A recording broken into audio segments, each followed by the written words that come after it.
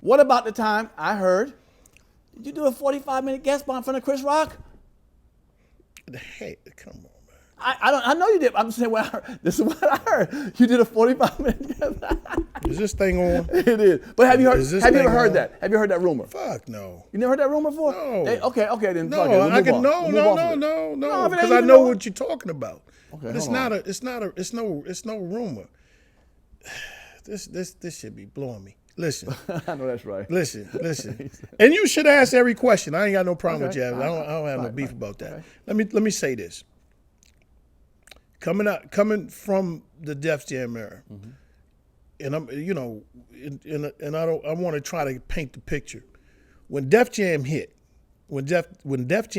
first of all, Def Jam didn't know they were going to hit like that. Without a doubt. Okay? And for real, my story goes back a little further than that. And I hope we are able to get to that. I got Def Jam. But I'll tell you just about the Chris Rock thing. Okay. So when Def Jam hit, a lot of guys, Def Jam was threatening guys, you do this for somebody else, or you do that show, or you whatever, you won't work for us again. All that. And the people out there that don't know anything about it, I'm gonna write a book one day called The Rise and Fall of a Black Comic, and we're gonna talk about all the stuff that used to happen behind with Def Jam. Def Jam was like your uncle who felt you on your ass when you was 5, but now the nigga want to give you college money. Still got an issue with the motherfucker, but you don't know if you want to take that money. And I'm saying that I get it. crossword because on one hand they helped you get to where you are, but they pimped the fuck out you when everything went down. People don't know we made $717 on episodes on Def Jam. Bet y'all didn't know that. $717. Yeah, you know what I'm talking about. And for the longest time, they sold it and sold it and sold it and sold it. To this day, I guarantee you they owe both you and me. And we didn't get all our money. I got a little residual, but I feel what you're saying. Yeah, a little residual. Yeah. So the Chris Rock thing, let me tell you my Chris Rock story. And I have told this story before. Okay. Chris Rock, so I get a phone call, and I was doing shows. I was like, I don't care what Def Jam say. I'm going out there to make that money. That's right. You pay me, I'm out. Chris Rock, they called me from Detroit, and Detroit was one of my stomping grounds. Oh yeah. I used to do the Fox Theater, and I used to do the State. The State, and so they called us out, and I think this was at the State, if I'm not mistaken. To do a show, and they said, listen, it's going to be you, Chris Rock, and James Stevenson III. Okay. A lot of people may not know James Stevenson. James Stevenson, he used to play the piano and whatever. And he came from probably a predominantly white side of comedy, even though he was a brother, right? So at the time, Chris Rock wasn't Chris Rock. He was Chris Rock, right? But he wasn't Chris Rock. Okay. So, but I still, out of whatever word you want to use, I said, well, okay, they're probably going to let him headline. So in my contract, I was pretty smart.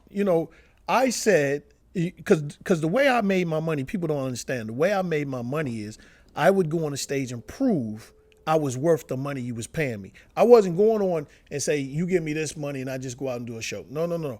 I was going to do that show for the next show. I respect that. I was busting people's ass because I needed to get paid on the next show. So I needed these promoters to say, oh yeah, he was out here, he did this, that, and the third. So I signed a contract to be in the middle. Okay. The middle. Okay. 30 minutes. Okay. All right. Okay. James Stevenson was supposed to come on first. Okay, got it. We get to Detroit, because it happened in Detroit. Okay. We get to Detroit 3-4 minutes before the show, and this shit happens. 3-4 minutes, and it happened to me a lot of times. 3-4 minutes before the show. Change the time. I knew you were gonna say it wasn't even a change of time. They was like, hey, we want you to MC. Oh, wow. Yes, because there was only 3 people on the show. Right. We want you to MC. We want James Stevenson III to come in front of Chris. I said, oh, no. Now, mind you, the phone call came from California. Okay. I was like, well, I don't know nobody in California. Fuck them. I don't know them. Right. Oh, it was Chris' agent. Okay, that's Chris's agent. Motherfucker ain't mine. Right. Your contract say what your contract say. My contract say what my contract say. Oh, man. So they pitching a fit. They going back and forth. Promoters coming to me. I was like, hey, man, read the contract. I don't know what to tell you. You know, I mean, if he Chris Rock, let him get some of this fire. Ooh, Point blank. shit now. If he Chris Rock and I'm just Joe Regular, let's cook. So it went back and forth, went back and forth, went back and forth. Long story short, they came to me and they said, listen, we'll give you more money, one, and two, we'll give you your time on stage. 30 minutes. 30 minutes, right? I said, cool. I was still pissed, but I said, cool. Completely right. I went out on stage and I did. Now it wasn't. I did 30 minutes in front of Chris Rock. That wasn't really what the problem came in is what I did. I was still young.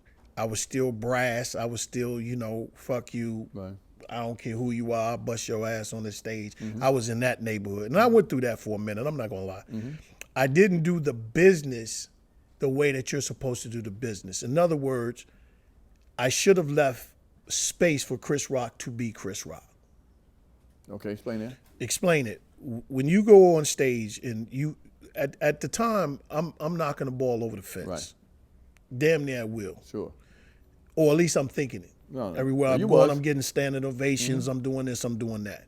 Sometimes when you have a money maker behind you who's tied, now that I know, tied to these white agencies that's doing 100 shows a year and this and that. Sometimes politically, you got to take Play the L. game. You got to play the game. You got to play the game. right. Now I'm saying that on the backside. Okay. If on the front side, it was just me, and that goes back to what you were saying before. I didn't have an OG. Like everybody, well, who was your OG coming through? Me. One. Right. I didn't have a dude that say, hey, come here, young fella, let me tell you how to do this. Nah, you don't want to do that. Nah, you such and such. Blah, blah, blah. This is how you do that. I just knew how to tell jokes and knew how to make them laugh and knew how to make them stand up. I ain't know nothing else. You give me 20 minutes, I'm the best 20-minute motherfucker you give me, period. I see dudes now that's fire and this and that. Motherfuckers couldn't fuck with me, Right. and that was my attitude. So standoffish. It had nothing to do with standoffish. It was just like, listen, I love you, I'm I that like dude, you, right. I'm that but dude, right. I'm gonna bust your ass in front of your mother now. Now let's talk And about that your was Def my Jam. attitude. All right, let's talk about your Def Jam. Wait a minute, Okay. Chris Rock. Just let me finish. I did a show. I got out there and said, if I'm not the baddest motherfucker you ever met, I give y'all your money back. You can say that, man. Yeah, at the time, motherfucker, I just said Right. back then, I'm I was I'm that let you nigga. know, yeah. So I went out shit. there on stage. They clapped. I said, stop clapping. I'm going to go back and reintroduce myself. And if I'm not the baddest motherfucker you ever saw, I'm going to stand at that back door and I'm going to get all y'all money back.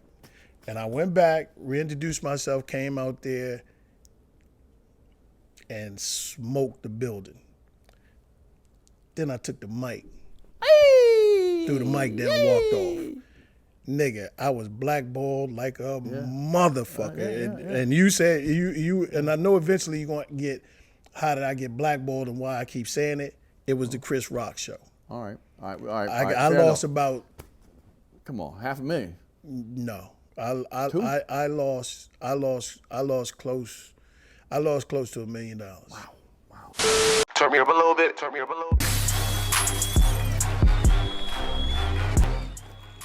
If you like that clip, hit the subscribe button or the notification bell. In fact, why don't you hit both of them?